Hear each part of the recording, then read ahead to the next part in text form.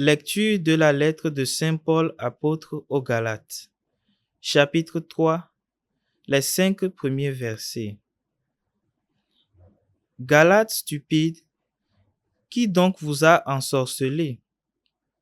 À vos yeux, pourtant, Jésus-Christ a été présenté crucifié. Je n'ai qu'une question à vous poser. L'Esprit Saint, l'avez-vous reçu pour avoir pratiqué la loi ou pour avoir écouté le message de la foi? Comment pouvez-vous être aussi fou? Après avoir commencé par l'Esprit, allez-vous maintenant finir par la chair? Auriez-vous vécu de si grandes choses en vain? Si encore ce n'était qu'en vain. Celui qui vous a fait don de l'Esprit et qui réalise des miracles parmi vous, le fait-il parce que vous pratiquez la loi ou parce que vous écoutez le message de la foi? Parole du Seigneur. Nous rendons grâce à Dieu. Béni soit le Seigneur, le Dieu d'Israël, car il a visité son peuple.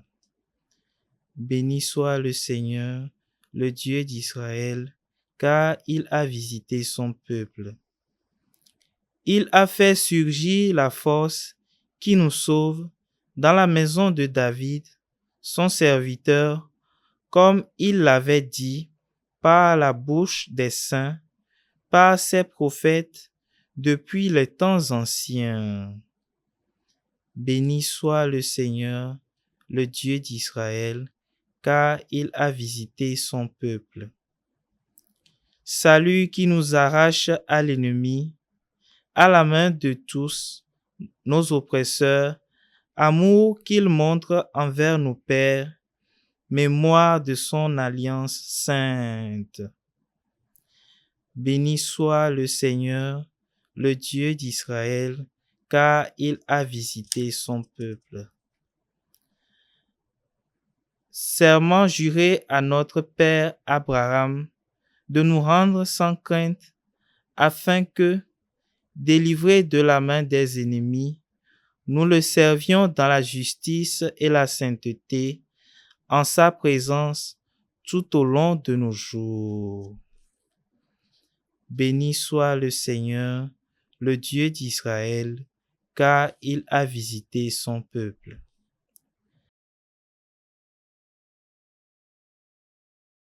Acclamation de l'Évangile. Seigneur, ouvre notre cœur pour nous rendre attentifs aux paroles de ton Fils. Évangile de Jésus-Christ selon Saint Luc, chapitre 11, versets 5 à 13. En ce temps-là, Jésus disait à ses disciples, « Imaginez que quelqu'un d'entre vous ait un ami et aille le trouver au milieu de la nuit pour lui demander, « Mon ami, prête-moi 3 pains, car un de mes amis est arrivé de voyage chez moi et je n'ai rien à lui offrir. » Et si de l'intérieur l'autre lui répond, « Ne viens pas m'importuner, la porte est déjà fermée. Mes enfants et moi, nous sommes couchés. Je ne puis pas me lever pour te donner quelque chose. » Eh bien, je vous le dis, même s'il ne se lève pas pour donner par amitié, il se lèvera à cause de sans gêne de cet ami et il lui donnera tout ce qu'il lui faut. Moi, je vous dis, demandez, on vous donnera. Cherchez, vous trouverez. Frappez, on vous ouvrira. En effet, quiconque demande reçoit. Qui cherche trouve. À qui frappe, on ouvrira. Quel père parmi vous, quand son fils lui demande un poisson, lui donnera un serpent au lieu du poisson? Ou lui donnera un scorpion quand il demande un œuf? Si donc vous, qui êtes mauvais, vous savez donner de bonnes choses à vos enfants, combien plus le Père du ciel donnera-t-il l'Esprit Saint à ceux qui le lui demandent. Acclamons la parole de Dieu. Louange à toi, Seigneur Jésus. Bien-aimés dans le Seigneur, aujourd'hui 10 octobre de la 27e semaine du temps ordinaire, les textes que l'Église nous propose de méditer nous met au cœur d'une réalité.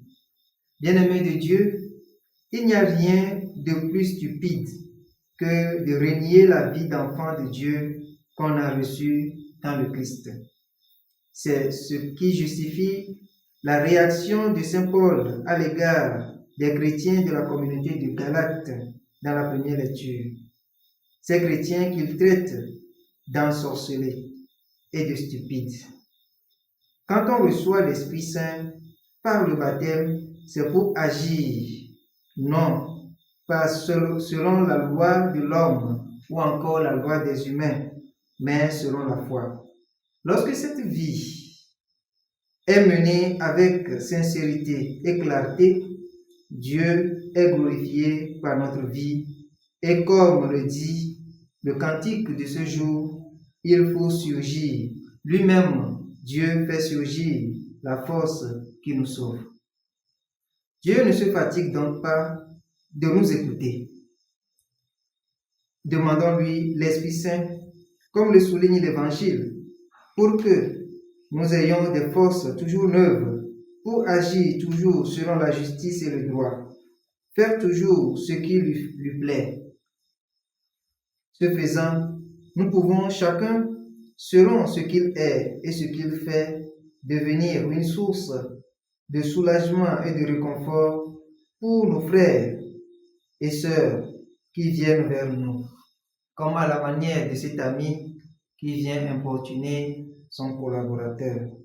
Ceux qui frapperont nos portes trouveront donc un soulagement, car nous sommes tous, chacun selon ce qu'il est et ce qu'il fait, un ambassadeur de Dieu auprès de nos frères. Que Dieu nous ouvre aussi les portes du bonheur, parce que pour donner quelque chose, il faut en avoir. Et quand on a en abondance, ça doit couler sur les autres qui sont autour de nous. Qu'il en soit ainsi, maintenant et pour les siècles des siècles. Amen.